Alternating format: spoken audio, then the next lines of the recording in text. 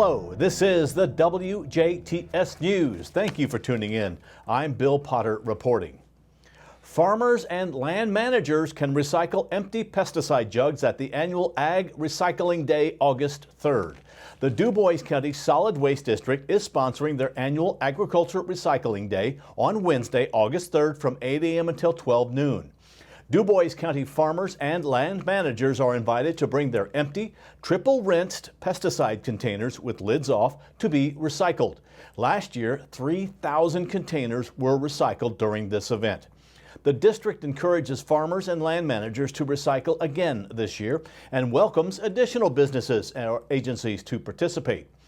Drums of used motor oil will also be accepted during the Ag Day by pre-registration only. There will be a quarter-cent per gallon charge this year due to market conditions. Any farmers having waste oil need to contact Carla at the Solid Waste District with contact information, how many drums and how many total gallons they would like to recycle. Once registered, drums must arrive secured on pallets or be able to be easily slid onto a pallet. Drums will be emptied and be available for pickup at a later date. No drums will be accepted without advance registration. The event takes place at the district's Process Center, which is located at 1103 South 350 West, just outside of Jasper in the southwest corner. This is during regular public hours, so items that are accepted on a daily basis will also be accepted. Farmers and land managers can call the office at 812-482-7865. That is 482-7865. Or check out the Du Bois County Solid Waste District Facebook page for additional information on the event. Local students were selected as McDonald's Agriculture Scholarship Award recipients. Kylie Bettel from Evansville and Braylee Ship from Ferdinand were each awarded a $500 scholarship toward their agriculture studies. Both students will attend Purdue University to study agriculture this fall. Local McDonald's owner-operators, including Michael Burrell, Ivan Carvajal, and Janet Rodriguez, Kelsey Hamlet, Chip and Katie Kenworthy, Ryan Kramer, Larry Lovelace, and Susan and Rick Mann partnered to honor the recipients. They say they are excited to support the future of agriculture with this scholarship. McDonald's as a whole is committed to sustainable agriculture practices, and locally owned and operated McDonald's organizations aim to directly support those in the local community with a future in agriculture through this scholarship award program. Indiana lawmakers started to work on the state's new abortion law on Monday. Lawmakers will hold their first hearing on a plan that will eventually ban all abortions in the state except for in cases of rape or incest or to save the mother's life. Thousands of people are expected to be rallying at the Capitol, both for and against the new law. Indiana is one of several states moving to tighten its abortion laws after the U.S. Supreme Court struck down Roe v. Wade last month. Chances are the state of Indiana doesn't have extra cash waiting for you to claim. The Indiana State Police are warning about a new text scam that tells people they have unclaimed money from the state. The text then sends them to a website where they fill in a bunch of personal information, and the scammers then can steal your identity. Troopers say the state doesn't send texts. If you get one, the state police simply say, ignore it.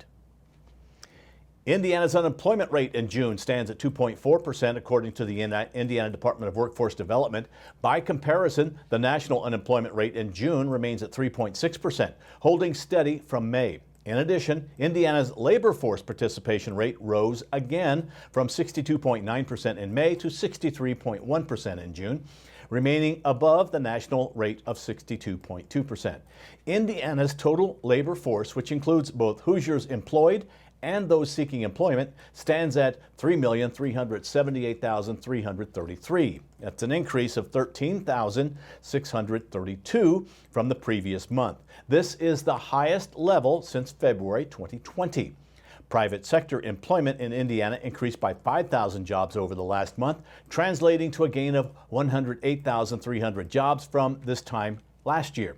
Total private employment now stands at 2,765,700, As of July 18th, there were 156,813 open job postings throughout the state.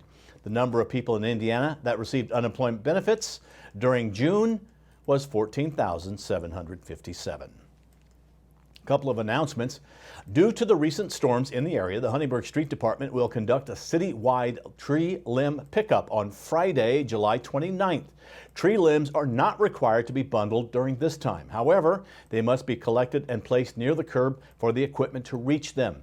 Tree limbs should also be placed parallel to the curb.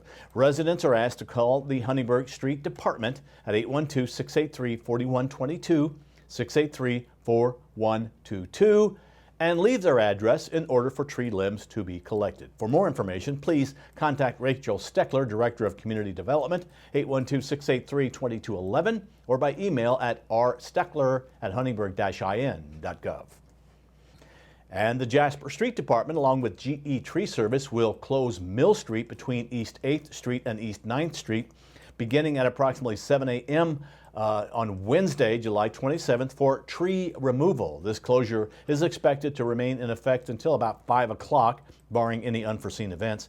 It is suggested that motorists use Main Street or McCrillis Street as a detour around this project.